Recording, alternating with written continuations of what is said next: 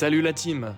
Dans ce vlog, je vous emmène à Shantou, ville portuaire de 6 millions d'habitants du sud-est de la Chine, qui s'est ouverte au commerce international en 1860 après la seconde guerre de l'opium. De simple village de pêcheurs, elle devient alors un carrefour maritime reliant la Chine au reste du monde, marqué par une forte diaspora et une architecture coloniale encore visible aujourd'hui. En 1981, Shantou est désignée comme l'une des 4 premières zones économiques spéciales de Chine, aux côtés de Shenzhen, Zhuhai et Xiamen, symbolisant l'ouverture et la modernisation du pays. Entre héritage historique et développement économique, Shantou incarne une Chine tournée à la fois vers ses traditions et vers l'avenir. Et on commence la découverte de Shantou avec la visite du fort Shepaotai. Il a été édifié en 1879, à une époque où la Chine cherchait à se défendre contre les incursions maritimes étrangères, dans le contexte des guerres de l'opium et de la présence coloniale. Ce fort servait de poste stratégique équipé de canons pour protéger la baie et l'accès au port de Shantou.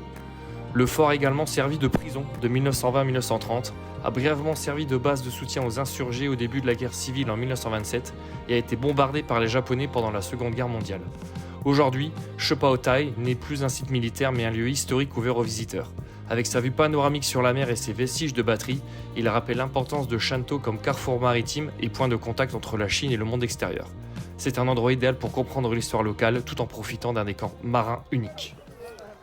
Et fun fact, c'est que toutes les pierres qui ont servi à construire la forteresse ont été collées entre elles avec du riz gluant et du sucre brun. Sans transition, direction le restaurant pour le dîner. Vous noterez la taille des salles et la longueur du couloir, difficilement imaginable en France mais monnaie courante en Chine. Et comme souvent à l'entrée des restaurants, on peut voir quelques plats au travers des vitres ainsi qu'une partie de la cuisine, gage d'hygiène et de qualité, comme si le restaurant n'avait rien à cacher.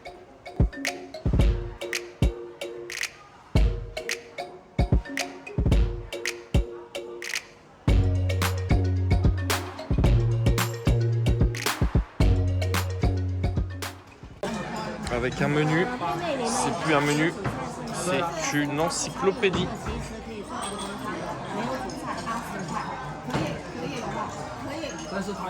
Alors pour trouver quoi manger, il vaut mieux être accompagné.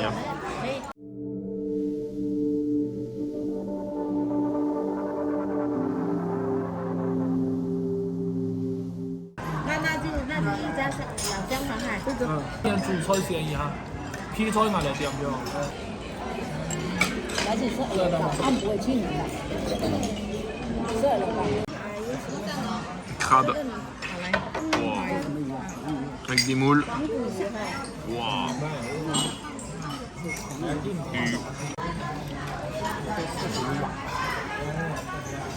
En fait, le crabe et les crevettes sont crus.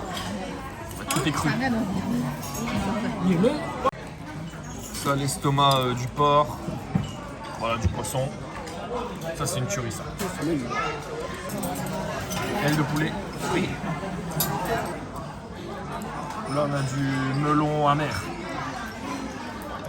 Et là, on a du lait frit. Chashu, du porc mariné dans une sauce et ensuite cuit. Ça, c'est tout bon, ça. Des légumes. Et là, des petits sticks de... Ça, c'est de la chair de crevette, quoi. Superbe. Et une petite soupe évidemment avec de la ballonne. Genre ça donne le temps qui reste avant que le feu il passe au vert. Putain, trop fort. Trop fort. La vieille ville de Shantou est un voyage dans le temps. Elle marie architecture coloniale et héritage Chaoshan, dans une ambiance typique des années 1920-1930. Lieu incontournable pour les touristes étrangers et les Chinois qui souhaitent retrouver leurs racines. La vieille ville est un véritable témoin de l'histoire commerçante de la ville. Jadis un village de pêcheurs sous la dynastie Ming, elle s'est transformée en port majeur sous la dynastie Qing, suite à l'ouverture au monde en 1860. Les bâtiments emblématiques sont des chilou, facilement reconnaissables à leurs arcades et façades à colonnades abritant cafés et commerces. C'est d'ailleurs à Shantou que l'on trouve le plus grand ensemble de chilou de Chine. La disposition en éventail des bâtiments de la vieille ville s'inspire directement du Paris haussmannien. C'était autrefois le centre commercial le plus prospère de Shantou. Aujourd'hui, la vieille ville reste très fréquentée, vivante jour et nuit, rendant hommage à la culture Chaoshan. Ça c'est le fameux Cao Tofu. Le tofu qui sent très fort. Trop fort.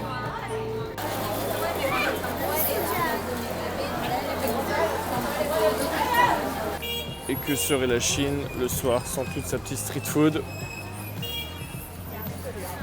Vous ne sentez pas, mais il y a du barbecue dans le coin là. Ça sent bon la brochette. Bon, allez, si les jeux tirent, ça fait pas rire. Puis les meufs, elles ont pas peur de tirer quoi. Tranquille. Et parce qu'une journée en Chine se termine toujours par un petit late dinner, là on a du pork belly, des coques sautées, de l'intestin, un peu de foie, des boulettes de porc dans leur soupe, du porc sauté et des nouilles sautées. Et voilà. Salut la team, deuxième jour à Château. Alors je parle pas beaucoup de prix, mais juste pour info, genre le late dinner là d'hier soir. Enfin, j'en ai eu pour tous les plats que vous avez vus, j'en ai eu pour 10 €. Et là du coup, hier on était de l'autre côté, là j'ai traversé la rivière en taxi et pour faire 18 km ça m'a coûté 4 €. Alors attention, tout est relatif, hein. On est à Shantou, c'est des villes qu'on peut comparer un peu à Dunkerque au niveau de la Chine, hein. On n'est pas à Canton, on n'est pas à Pékin, on n'est pas à Shanghai, donc les prix d'un seul coup ils baissent. Mais voilà, c'est quand même plutôt rentable et ça fait du bien de ne pas se faire défoncer au niveau du porte-monnaie. Allez, puis bon, j'ai pas fait tout ça pour rien, là on va aller visiter quelque chose que je vais vous montrer tout de suite. Donc voilà ce qu'on va se faire ce matin. Donc ça pour la petite histoire, en fait hier de l'autre côté de la forteresse là, j'ai vu la pagode et je me dis tiens, qu'est-ce que c'est que ça? Donc voilà, j'ai pris le taxi et puis me voilà devant et on va aller y faire un petit tour. Il y en a un qui ont réussi à se garer juste devant. Ah, le parking il est vraiment au pied du temple, hein. Faut pas faire plus proche quoi. Après on va pouvoir prier de la voiture carrément quoi. Situé au pied de la montagne Luoshe, le temple Baihuajian est l'un des sites spirituels les plus impressionnants de Shantou. Inauguré en 1993, il est dédié à la déesse taoïste, dont le nom va s'afficher à l'écran, qui est une divinité céleste à tête humaine et corps d'oiseau. Le temple est réputé pour son architecture traditionnelle chinoise, intégrant des éléments caractéristiques de l'art populaire Chaoshan. Il est composé de 3 cours et d'un patio, avec des toits recouverts de tuiles vernissées orange et des décorations céramiques représentant des dragons. L'intérieur abrite des statues de divinités taoïstes, créant une atmosphère solennelle propice à la prière et à la méditation. L'ambiance est à la fois solennelle et apaisante. L'odeur de l'encens, les prières murmurées et le son des cloches résonnent dans toute la vallée. Le temple Baihuajian n'est pas seulement un lieu de culte, c'est aussi un symbole vivant de la foi taoïste et de l'identité culturelle de Shantou. Un endroit où spiritualité et tradition se rencontrent dans un décor spectaculaire. Et en fait là tout le long du couloir vous avez des portes un peu partout. Et en fait vous avez accès à ça fait tout le tour du bâtiment. Et en fait vous avez plein de petites boîtes qui recouvrent tous les murs. Enfin des petites boîtes ornées avec des messages. En fait c'est les ancêtres. Je pense qu'ils y déposent les cendres ou autre. Je vais pas filmer parce que par respect. Mais voilà, on vient honorer les morts ici quoi.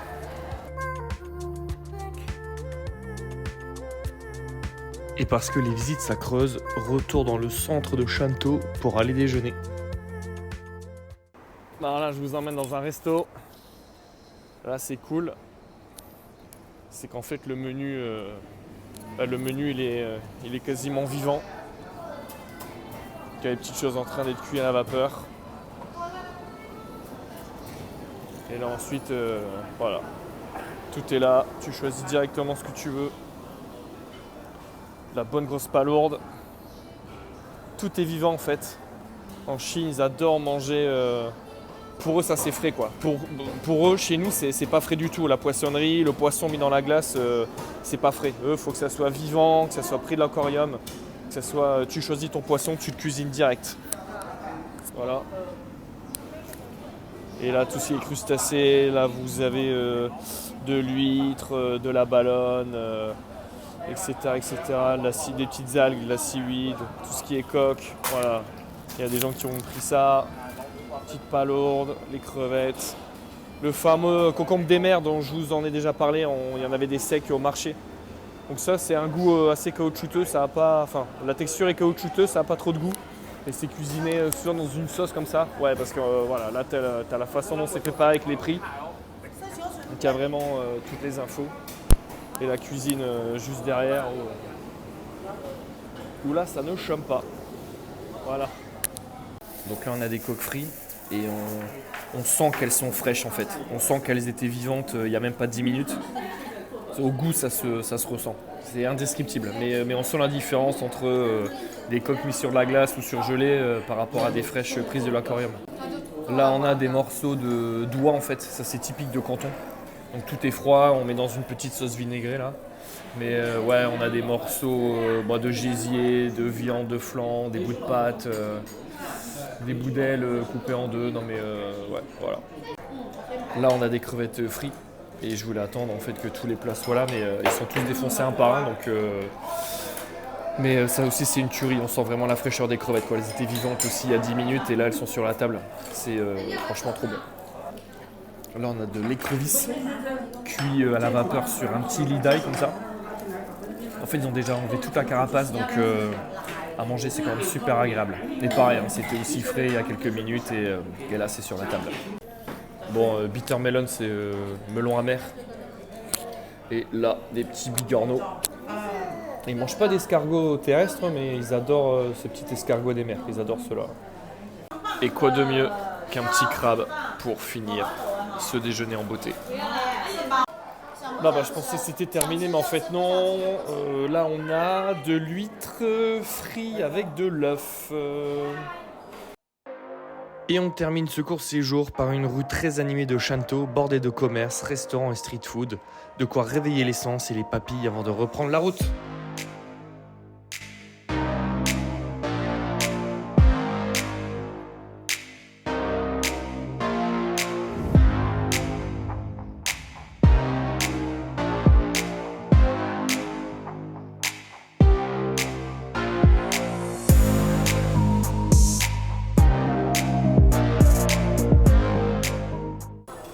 Pareil, là on est dans le Fresh Market de Shantou.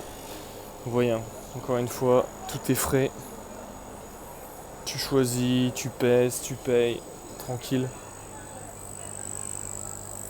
Des crabes, ils adorent ça les Chinois. Petit bulot. Tac. Voilà, tout est frais autant qu'ils le peuvent. Hein. Je pense que les poissons de mer ou ce genre de trucs, ils n'ont pas le choix. Hein. C'est mis dans la glace. Mais quand ils peuvent, c'est mis dans un aquarium au frais.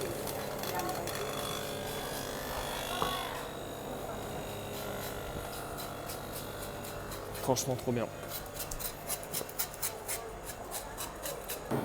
Et là tous les produits déshydratés comme on pouvait, comme j'avais vu à Canton. Les champignons, des trucs, de la saucisse. Et là surtout, truc que j'avais pas vu. C'est de l'autre côté. Ouais. De l'arrêt je pense, là-haut. Et surtout là, ici, petit élan de requin.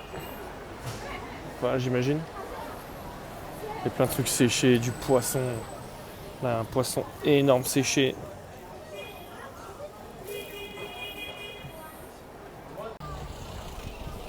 Voilà, pour traverser, il faut regarder à droite, à gauche, en bas, partout. Partout. Allez hop, j'y vais. Les petits street food, il n'y a pas d'heure pour manger ici. Hein. Du matin au soir. Hello Schweiger.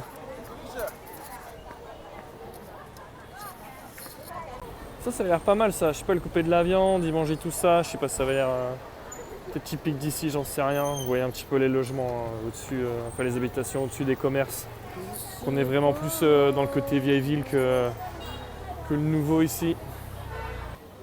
Hop, une petite maison glacée pour la route.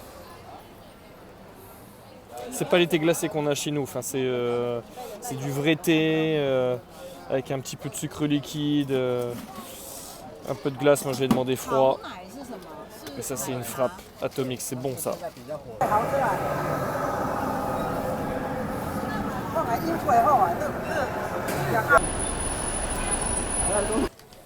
Un petit stand de viande séchée. Donc il y a au sésame, nature, poivre.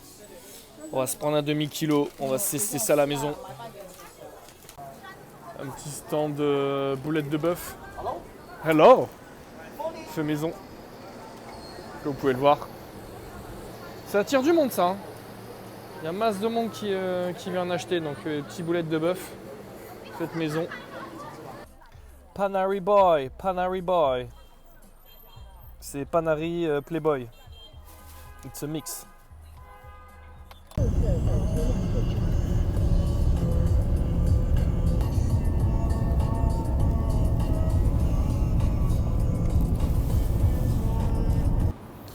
1,3 milliard de Chinois, t'as forcément des aires d'autoroute proportionnées à la population. T'as avec des petites lumières comme dans les parkings, occupés, libres.